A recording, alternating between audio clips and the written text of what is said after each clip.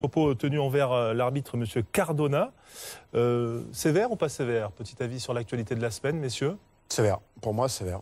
C'est sévère parce que si on voit les autres commentaires qu'il y a eu à propos des arbitres, ils ont tous pris beaucoup moins.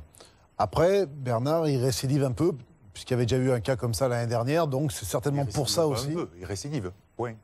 Oui, c'est ça.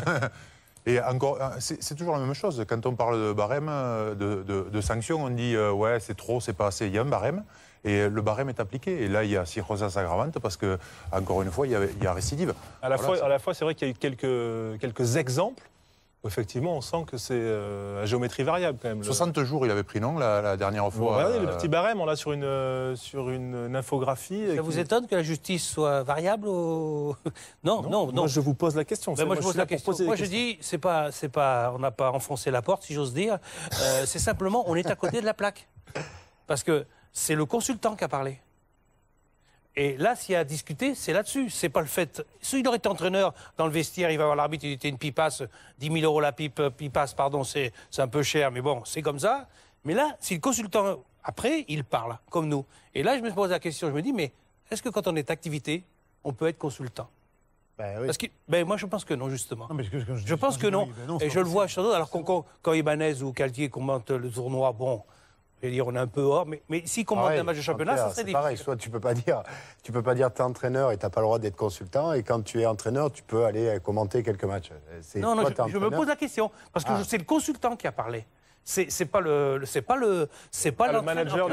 Voilà. Et attendez, je reviens plus loin parce qu'il y a Leonardo, vous savez, bousculer l'arbitre et tout ça. Il est sorti blanchi, entre guillemets. Non pas de la faute qu'il a fait, il n'est pas de licence, donc il n'a pas pu être sanctionné. Oui, mais c'est autre chose. Non, il a été interdit. Je dis simplement que c'est le consultant qui a été sanctionné et je me demande si moi demain je dis écoutez, ces arbitres c'est des pipasses, on va m'envoyer quoi? On va m'en faire 10 000 € d'amende aussi? Tu viens de le dire là. Voilà, non, je ne le dis pas. Je ne veux pas dire messieurs les arbitres. Vous pouvez être attaqué en diffamation. En diffamation, exactement. Mais là, en l'occurrence, ce n'est pas le cas. Voilà. Donc, je crois que l'avocat ou la défense de Berny, ben, ça va être là-dessus. Écoutez, c'est le consultant qui a parlé. Voilà.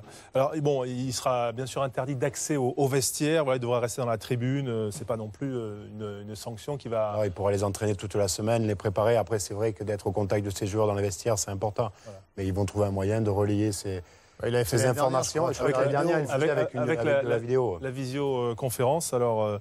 Voilà, on se souvient de ces images l'an dernier. C'est peut-être un peu juste pour demain. En tout cas, Mourad Boudjel disait qu'il préparait une surprise pour la réception de Castres. Donc on verra comment ça s'opère donc pour voir comment Bernard Laporte va vivre sa première sanction. On va passer à l'autre thème fort de l'actualité.